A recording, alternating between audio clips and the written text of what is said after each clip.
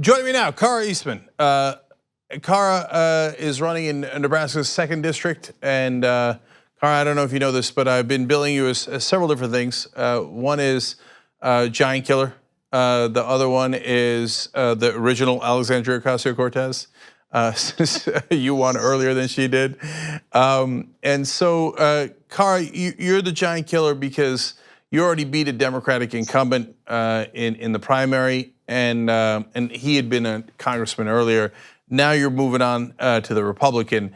So I know we talked to you about this a little bit before, but for those that don't know, tell us how you pulled off that upset victory in the primary first. Well, hi, I'm glad to be back.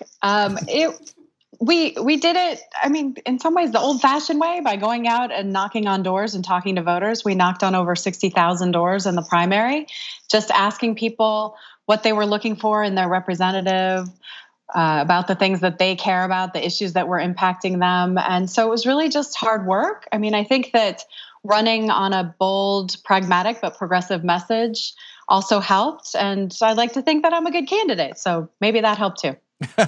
Well, I think that we're pretty sure about that at this point. So at the time, it was 60,000 doors that you guys had knocked down. How many is it now? Over 120,000. That's what I love. Hard work, volunteers, real people making a giant difference. You know, I used to say on the show, we're coming to your house. We're coming to your house. And you did it. You went to their house. Right. And so now here's encouraging news. Oftentimes progressives don't get the backing of the Democratic Party after they win a primary. But it seems like in your case that they have rallied behind you a little bit. Is that right? Yeah, actually we have a lot of support, including from Barack Obama. So it's pretty good. Yeah, we'll take it. Bless. Look, it's not like we're opposed to the Democratic Party helping progressives. We want that. That's a good thing. That's right. So Barack Obama's endorsed you. That's great. And has the party helped financially at all? They have, yeah. I mean, all the groups that stayed out in the primary have now come in. We've got a lot of support from labor, a lot of support from the party. And most importantly, we have support from individuals and so many people who have donated from the district, outside the district. And I'm really proud of the number of people who've gotten involved in the campaign. Yeah, look, we were just running a promo during the break as you know we were going between guests. And it was me talking a while back about taking over the Democratic ghost ship. But I mean, when you win a primary, you're the Democratic nominee, and it's a very winnable district. They'd be crazy not to help you.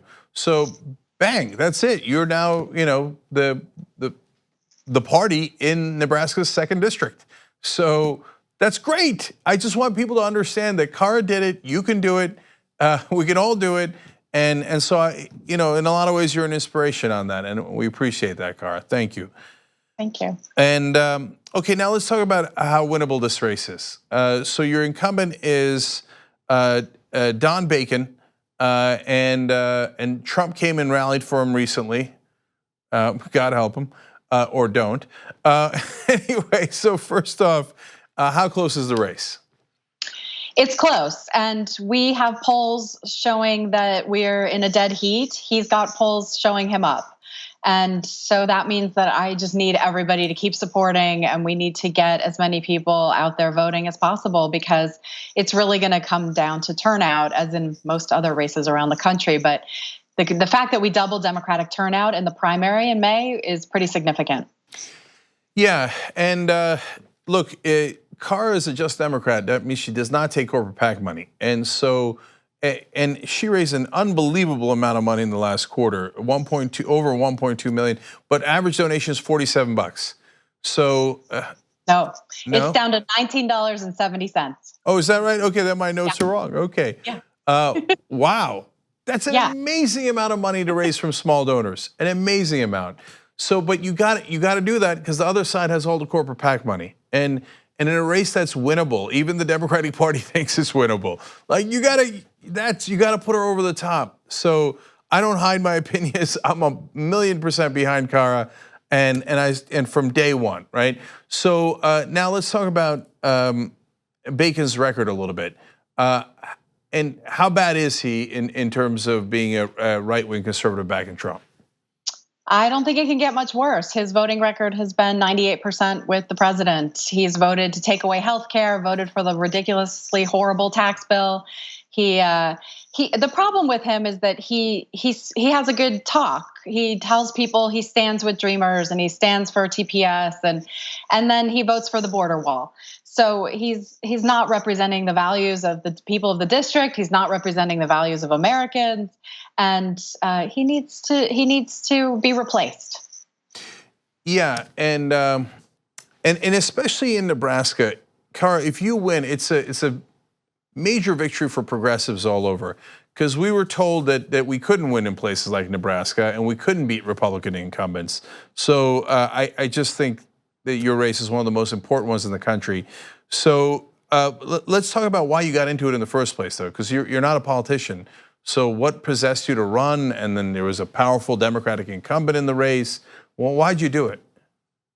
I made the decision to run in 2016, actually before the presidential election, after my mom was diagnosed with cancer for the 5th time and prescribed a pill that was $2,500 that she couldn't afford to take. And I learned at that point that she was also paying $800 a month for her prescriptions. She had a lot of illnesses, including cancer.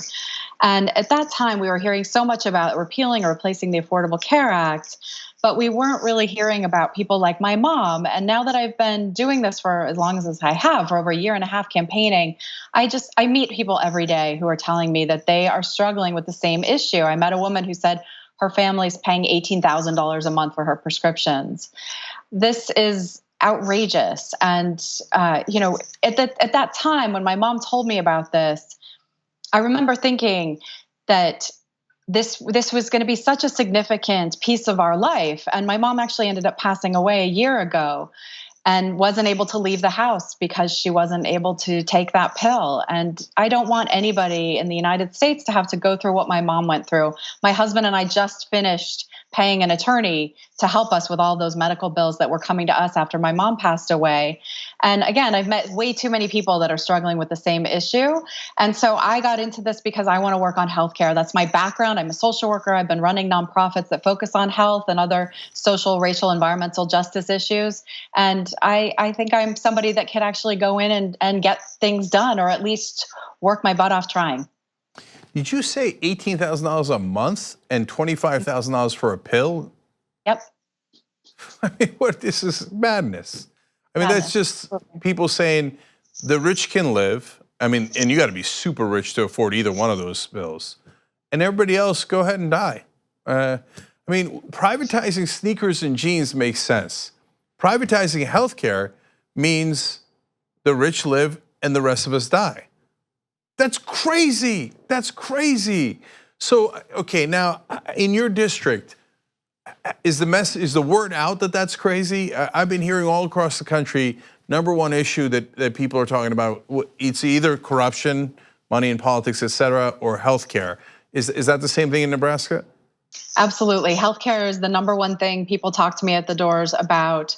And look, there are people who don't think that Medicare for all is the solution, or they haven't read the Expanded and Improved Medicare for All Act. So this idea of this umbrella term, Medicare for all, isn't for them. But what we do talk about is the fact that prescription drugs are out of control, and they agree that we need to do something about them. And I was talking to some healthcare professionals last night who, after talking to me for a few minutes, said, "Oh, now I understand this issue." I talked to a conservative the other day who asked me how we pay for Medicare for all. I gave him 3 sentences and he said, "Okay, I'm with you. I'm voting for you."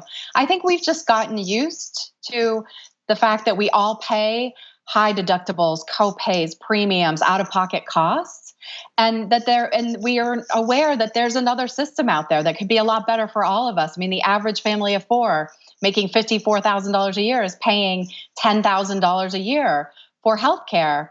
That's insane. It's so much money, and it doesn't have to be like that. Yeah, like I said, it's one thing when other corporations crush us for profit. It's another when it's the healthcare industry. So, just again, out of curiosity, in Nebraska, you got healthcare. Is corruption in the top 2 like everywhere else? or is it another issue? And if it is, what's the third? Corruption comes up a lot. I actually have an organizer on my team who is an expert at flipping Republican votes by talking about corruption and the fact that I'm not taking corporate PAC money. But education comes up a lot at the doors, and especially student debt. I'm on the board of governors of our community college, which is an elected position, and that's something that I'm really passionate about. The third thing that people talk about, although Kavanaugh has been coming up a lot lately, is school shootings. We've been victimized by school shootings and have had mass shootings in our own community. And people are looking for policymakers to take proactive stances on common sense gun safety regulation.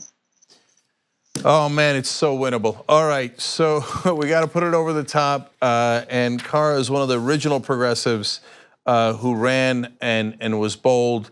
So eastmanforcongress.com. Make sure, please, you go to the website, find out more, donate, volunteer, do all you can. So we can show everybody how progressives do it anywhere in the country, including in Nebraska. Cara Eastman, thank you for joining us. Appreciate it. Thanks so much.